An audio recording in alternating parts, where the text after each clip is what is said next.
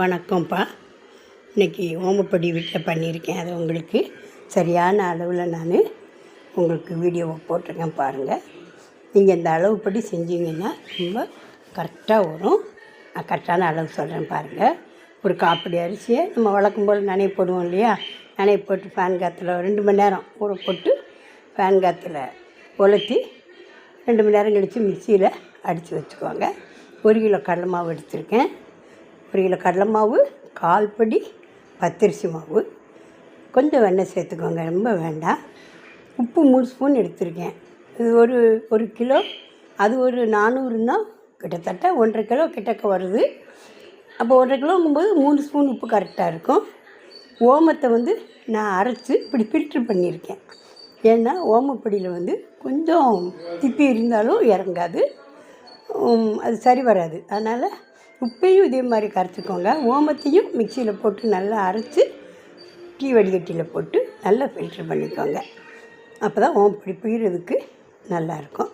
இந்த அளவுக்கு ஓமப்பொடியை எல்லாம் சேர்த்து பிசைஞ்சுக்கோங்க. நல்லா காயமும் சேர்த்துக்கணும். இது 1 கிலோ வருதா, 3 ஸ்பூன் உப்பு, 3 ஸ்பூன் வத்தத்தூள் போடலாம். ஏன்னா இது நம்ம பெரிய பிள்ளைகள் தான் எல்லோரும். சின்ன பிள்ளைகளாக இருந்தான்னா வத்தத்தூள் போட வேண்டாம், குறைச்சி போடலாம்.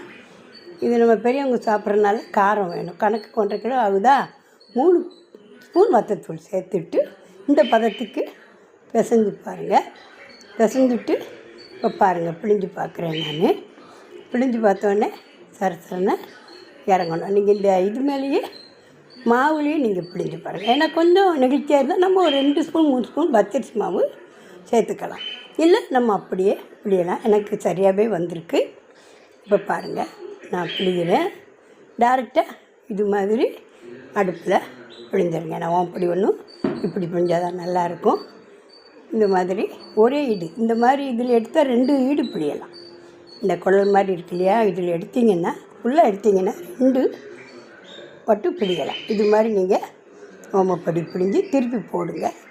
திருப்பி போடும்போது இந்த சத்தம் அடங்கணும். சத்தமெல்லாம் நல்லா அடங்கினதுக்கப்புறம் இது ரொம்ப நூதனமாக எடுக்கணும். ஏன்னா கொஞ்சம் விட்டாலும் கருகிட்டாலும் செவந்துட்டுன்னா டேஸ்ட்டு கம்ப்ளீட்டாக மாறிடும்.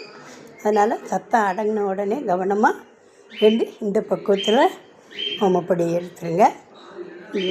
பாருங்கள், இந்த அளவுக்கு நல்லா வந்திருக்கு. இதை இந்த மழை காலம்னால உடனே நீங்கள் இதை சம்பளத்துக்கு ட்ரான்ஸ்ஃபர் பண்ணிடுங்க. பாருங்கள், நான் 1.5 கிலோவுக்கு எனக்கு இந்த அளவு ஓமப்பொடி வந்திருக்கு. நீங்களும் இது மாதிரி செஞ்சு பார்த்து ஃபீட்பேக் கொடுங்க. தேங்க்ஸ் ஃபார் வாட்சிங்.